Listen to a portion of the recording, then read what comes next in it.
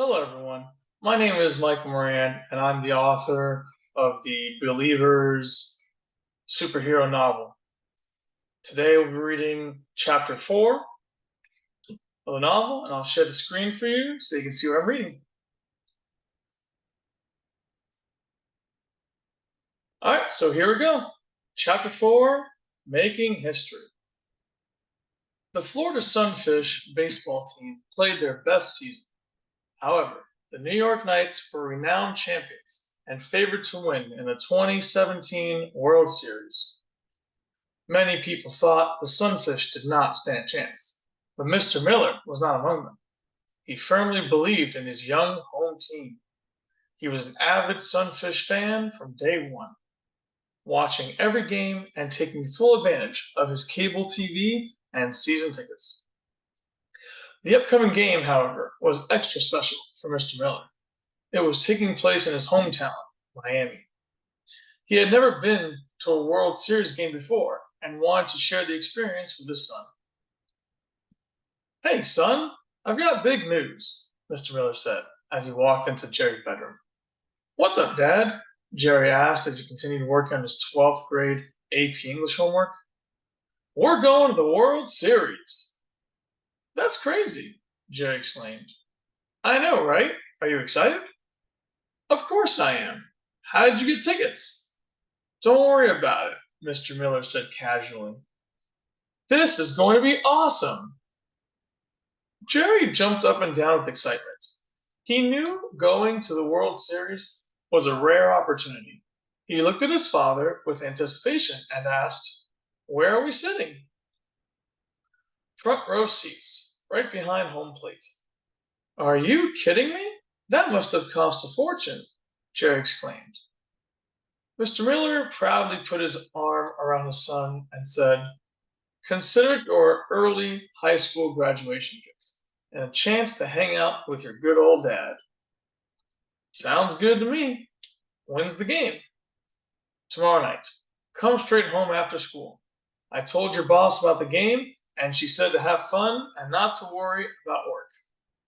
"Thanks, Dad. You're the best," Jerry said enthusiastically. Mr. Miller smiled and left the room. Jerry quickly finished his homework and went to bed, eager to watch the World Series with his dad tomorrow. The next day passed by quickly for Jerry. He was so excited that nothing else mattered. He told all his friends and even invited Cynthia over to his house after school to hang out before the big game. When they arrived home, however, nobody was there. Jerry figured his parents were working late or running errands. He walked over to the refrigerator, took out a couple of hot dogs, and began boiling them in a pot of water on the stove. He also arranged plates with hot dog buns and potato chips. While Jerry prepared the food, Cynthia wandered around and noticed something odd. There were yellow notes posted in a few areas throughout the house saying, "Call me." She asked Jerry about the notes, and he hastily picked up the phone to call his mother. Cynthia could not hear their conversation, but his immediate expression of fear revealed that whatever happened was direly serious. He hung up the phone and yelled, "Cynthia, we gotta go!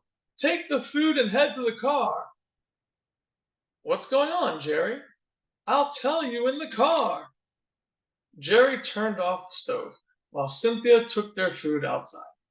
He activated the house alarm, locked the front door, and jumped into his white SUV with Cynthia.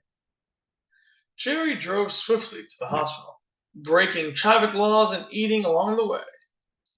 Once they arrived and parked, they both entered the hospital, and Jerry was extremely impatient with the front desk clerk.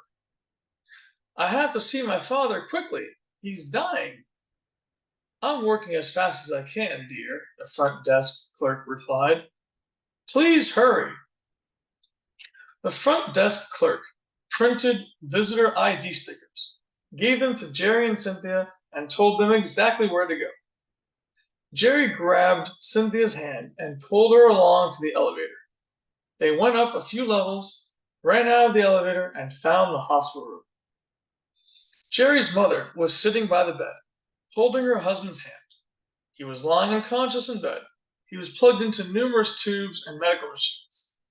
Mr. Miller had a heart attack and would be undergoing surgery that night, the night of the World Series game.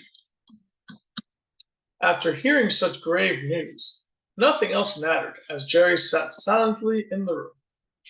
For a while, nobody said anything. Words cannot make anyone feel better in this type of situation. Jerry's father, the heart of his family, might die. Cynthia, Jerry, and his mother waited quietly next to Mr. Miller, watching boring TV and worrying about his upcoming surgery. At 6 p.m., Mr. Miller woke up and broke the silence. Go to the game, he said weakly. No way, Dad. I'm staying here with you, Jerry contested. You have to go. Why? Mr. Miller struggled to turn and look at his son. Jerry thought his father was crazy and could not understand why he cared so much about the baseball game. Mr. Miller grabbed Jerry's hand and said haltingly, There's nothing you can do here. I can stay here and support you. Tell a few jokes or something. Your jokes are terrible. Thanks, Dad, Jerry replied with a slight grin. Go to the game for me. Support the team. Make sure they win. Mrs. Miller looked at Jerry and said, Don't worry about your father. I'll be here with him. You go to the game and take Cynthia with you. I'll call you if anything happens. Jerry did not argue. He kissed his mom and dad goodbye, grabbed the tickets, and walked out of the room. Jerry appeared nervous and annoyed. He did not understand why his parents were forcing him to go to a stupid game. It would not be the same without his father. When they arrived at the stadium, there was thunderous cheering, music blaring, and an overall atmosphere that screamed excitement. All of it was exactly opposite Jerry's feelings at that moment. Cynthia tried to make him feel comfortable and loved. She bought vanilla ice cream cones, held his hand, leaned on his shoulder, and stayed with him the whole time. These were kind gestures, and Jerry certainly appreciated her for trying. But he did not feel any better. Nothing short of a miracle could change his mood now. The World Series game was not helping either. The Sunfish were winning at the beginning, but the Knights tied the game in the ninth inning. Now it was going into extra innings. The last thing Jerry wanted was to be stuck at the game for longer than necessary. He started to complain, and that is when Cynthia snapped and said, Jerry, this isn't working. What are you talking about? Your dad didn't send you here to mope around and complain, Cynthia exclaimed. What am I supposed to do? Enjoy myself? Jerry said sarcastically. My dad is dying. I shouldn't even be here. He wants you here to watch and enjoy the game. Sorry if I'm having trouble doing that, Jerry replied with a bit of attitude. You don't think this is hard for me too, Jerry? I've been doing everything to make you feel better, but nothing works. I hate seeing you like this. So you want me to pretend I'm having fun and smile just to make you happy? No, Cynthia screamed and lost her temper. She immediately stood up from her seat and looked scornfully at him. I want you to do what your dad asked you to do. I'm already watching the game. What else do you want? Jerry asked. Cheer and support the team. Who cares about the team? Your dad does, Cynthia shouted back with finality. Jerry remained quiet and looked away. Cynthia replied, I'm going to the bathroom. Cynthia walked away. and Jerry immediately regretted yelling at her. Deep down, he knew he was not angry with Cynthia. He felt anxious about his father's heart surgery.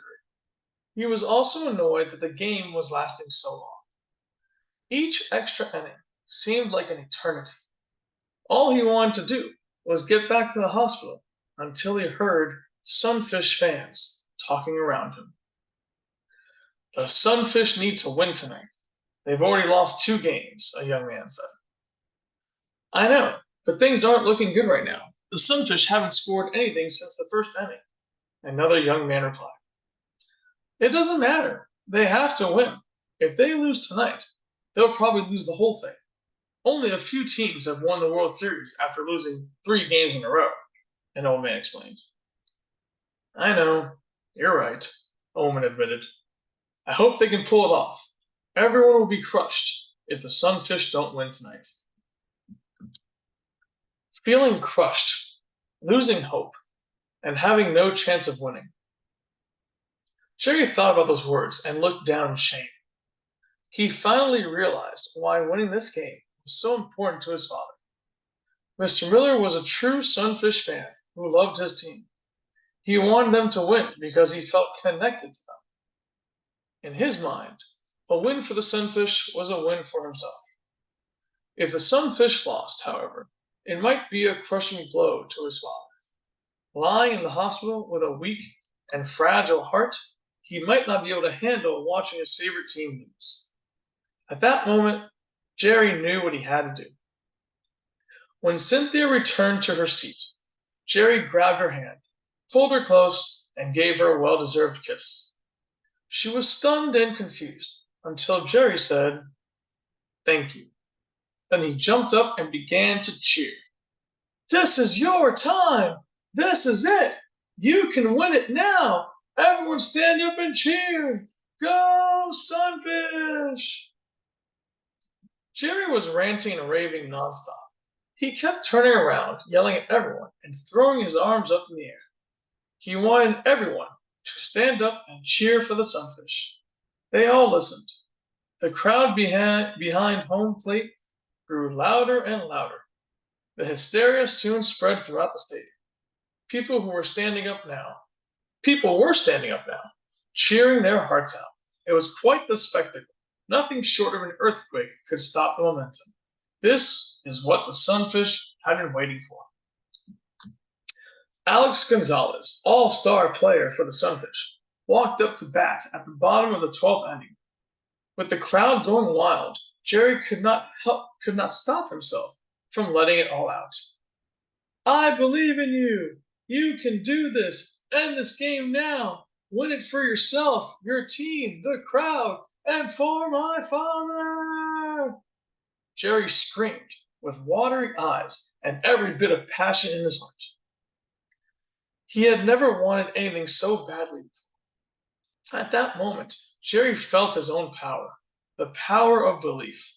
He could feel his voice reshaping the universe to make his desire come true. The pitcher released the ball, and bam! The bat made full contact, and the ball blasted off like a rocket. Alex Gonzalez hit a home run over the left field fence. The crowd lost control and erupted into a mob of happy chaos. Cynthia jumped up and down, hugged Jerry excitedly, and screamed, They won! They won! Your dad's going to be thrilled! Everyone except Jerry was in an uproar. For him, the event happened in slow motion and replayed itself repeatedly in his mind. He stood still and stared, first at the ball, and then at Alex Gonzalez as he made his way around the bases. Jerry could not believe any of this was possible. Did he really have the power to alter reality? Shortly after the home run, he also received a phone call from his mother with good news. As time passed, Jerry realized the truth. The Sunfish were not supposed to win. They were not supposed to beat the legendary Knights. The Sunfish not only won that night, but Jerry's father survived the heart surgery. and the Sunfish eventually won the World Series. A miracle occurred that changed history forever because Jerry believed it was possible. And that's it. We just finished chapter 4. Basically, you saw the first, you know, appearance, in his older years now. He's a young adult, 12th grade, and he used the power of belief, which is his superpower. He had done so in a previous chapter in school, but it seemed like now he willed it to life, basically, willingly used the power for the first time, whereas previously it was an accident. Anyway, I hope you enjoyed chapter 4, and I'll see you in the future for the next video. Thank you so much.